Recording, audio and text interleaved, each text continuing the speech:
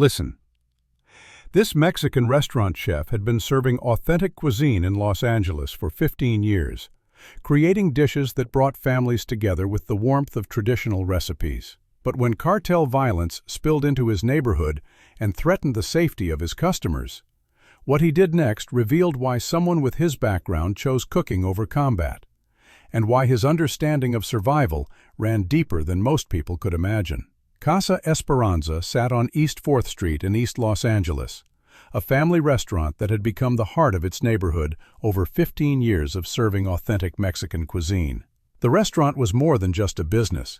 It was a community gathering place where families celebrated birthdays, where workers grabbed lunch between shifts, where elderly customers came not just for the food, but for the sense of belonging. Carlos Mendoza had owned and operated Casa Esperanza since immigrating to Los Angeles, building the restaurant from a small storefront into a beloved institution that employed 12 people and served hundreds of families each week. His cooking combined traditional recipes from his childhood with techniques learned from his grandmother, creating food that reminded customers of home. Carlos was known in the neighborhood for his generosity, feeding people who couldn't afford meals, hiring workers who needed second chances, creating a space where everyone was welcome regardless of their circumstances. Parents trusted him to watch their children while they worked late shifts, knowing Casa Esperanza was one of the safest places in a neighborhood that faced increasing challenges from gang activity and economic hardship. What made Carlos exceptional as a restaurant owner wasn't just his cooking skills or his business acumen.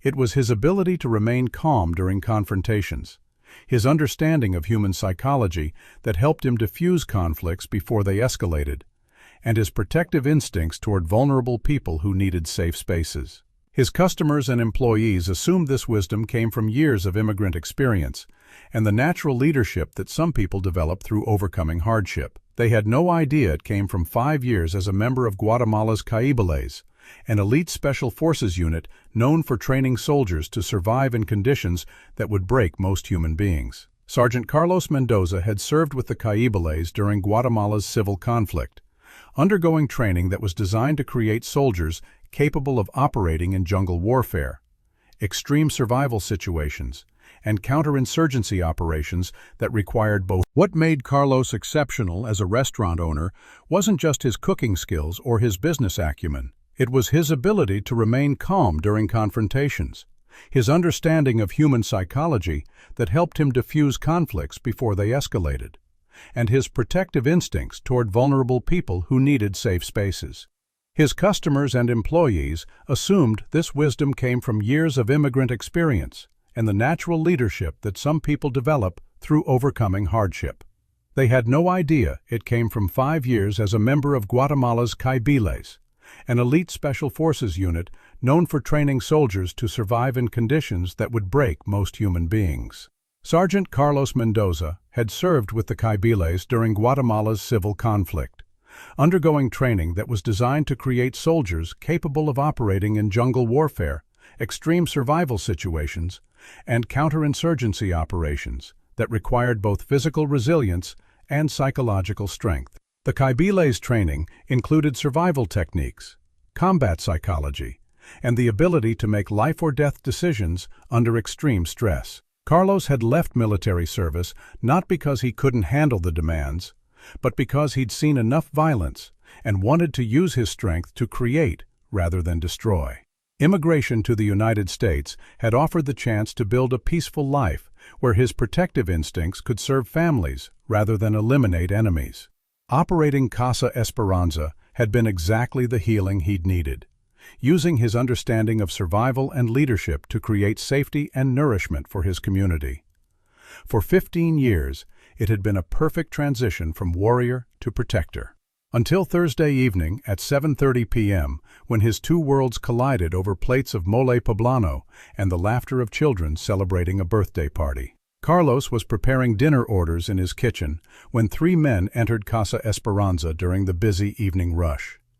They weren't customers. Their body language, their positioning, and their assessment of the restaurant's layout indicated they were there for business that had nothing to do with food. Carlos recognized the signs immediately. Organized crime operatives conducting territory assessment, likely connected to the cartel activity that had been expanding through East LA neighborhoods.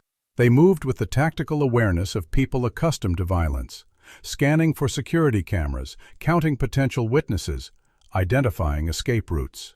The lead man approached the counter where Carlos's daughter Maria was. Carlos emerged from the kitchen, wiping his hands on his apron, his Kaibiles training automatically assessing the threat.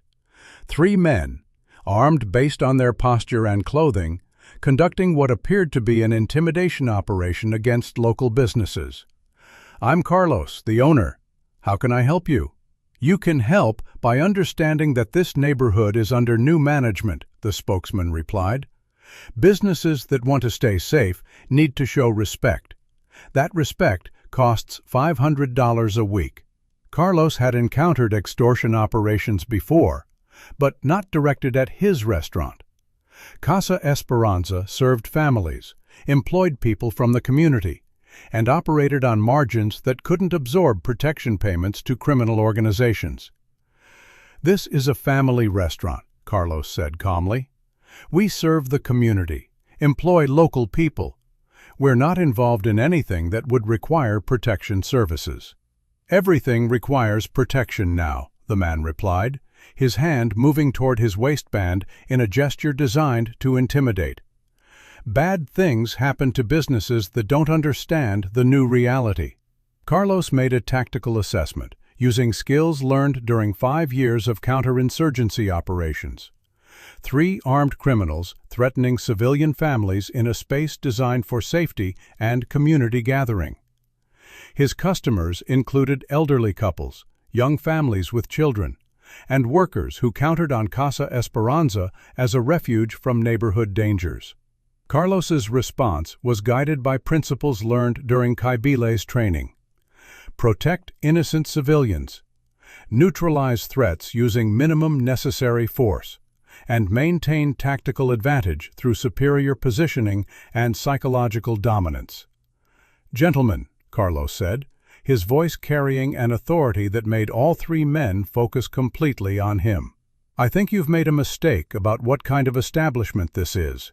Carlos moved with the controlled precision of someone trained to handle multiple armed opponents in confined spaces. He positioned himself to block the criminal's view of customers, while maintaining tactical options for protecting the dining room if the situation escalated. "There are families eating dinner here," Carlos continued, "children celebrating birthdays, people who work hard and deserve to enjoy their meal in peace. You're going to leave now, and you're going to find somewhere else to conduct your business." "I understand exactly who I'm talking to," Carlos said quietly. "The question is whether you understand who you're talking to." Carlos's tone carried implications that made all 3 men reassess their situation. They'd expected a frightened restaurant owner who would comply with extortion demands. Instead, they were facing someone who showed no fear and seemed prepared for escalation. What happened next demonstrated why Kaibiles training created soldiers capable of handling impossible situations. Carlos resolved the threat without violence, but with absolute certainty that violence was available if necessary. Using psychological warfare techniques learned for dealing with irregular forces, Carlos created conditions that made continued confrontation seem dangerous and unprofitable for the criminals. "Here's what's going to happen," Carlos explained, with the calm authority of someone accustomed to making life-or-death decisions. "You're going to walk out that door and find different businesses to bother. This restaurant serves families. It's protected. And the protection it has is more serious than whatever organization sent you here." Carlos's statement was deliberately ambiguous. He didn't claim specific affiliations, but he implied resources and capabilities that made targeting Casa Esperanza a potentially costly mistake. The psychological effect was immediate.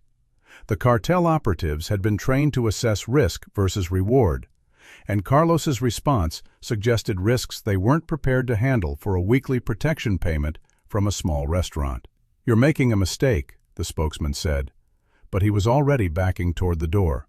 "No," Carlos replied, "I'm preventing one." The 3 men left Casa Esperanza without further confrontation. understanding that they'd encountered something unexpected.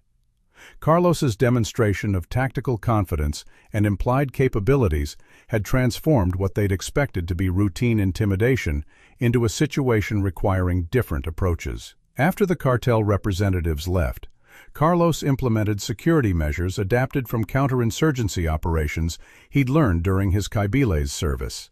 He coordinated with other local business owners to establish neighborhood watch protocols, installed security equipment that would deter future criminal activity, and created communication networks that would alert authorities to organized crime activity.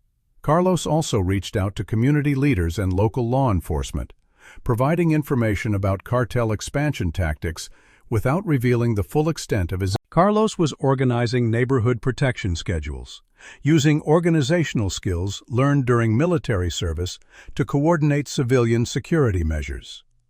"Experience with people who use violence to control others," Carlos replied.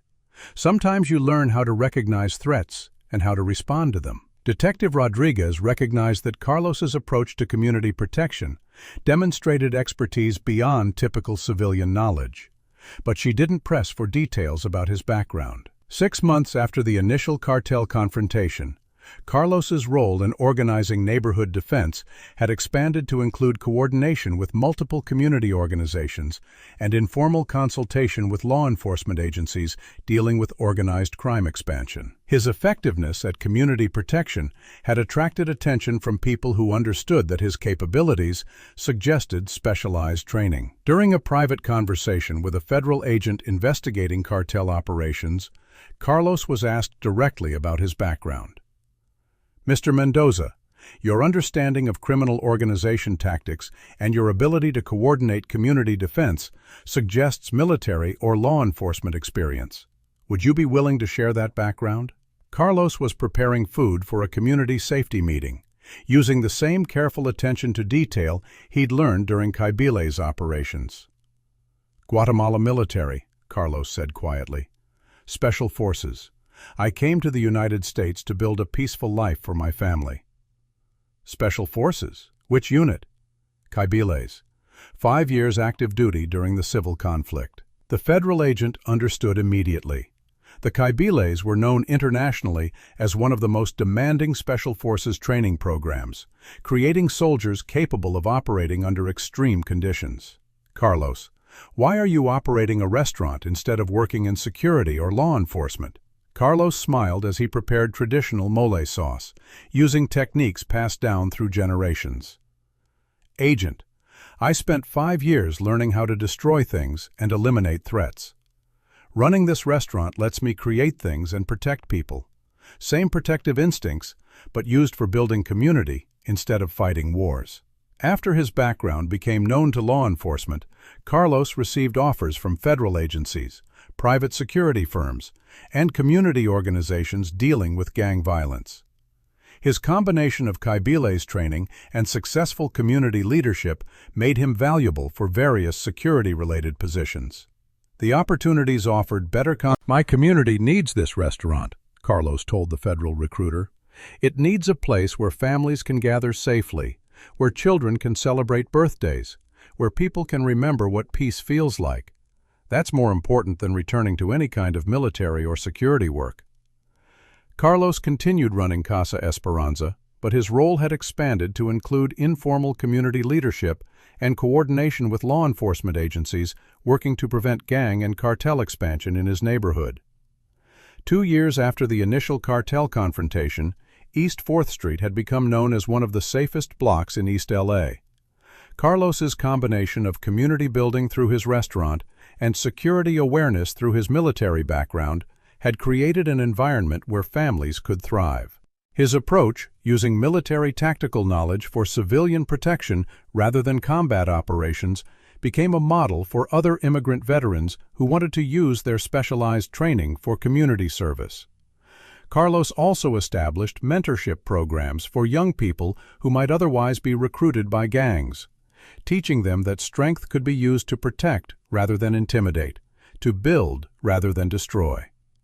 But Carlos's greatest legacy was proving that the hardest military training could be transformed into tools for creating peace. that survival skills learned in conflict could serve families in peacetime, and that the most effective community protection often came from people who chose gentleness after learning how to be warriors. So now I gotta ask you guys, have you ever known restaurant owners or small business people who seem to have an unusual ability to handle difficult situations? People whose calm strength suggested experiences that went deeper than typical business challenges. Drop a comment about the community leaders who've created safe spaces in challenging neighborhoods. The people whose backgrounds you might never fully know, but whose presence makes everyone feel more secure.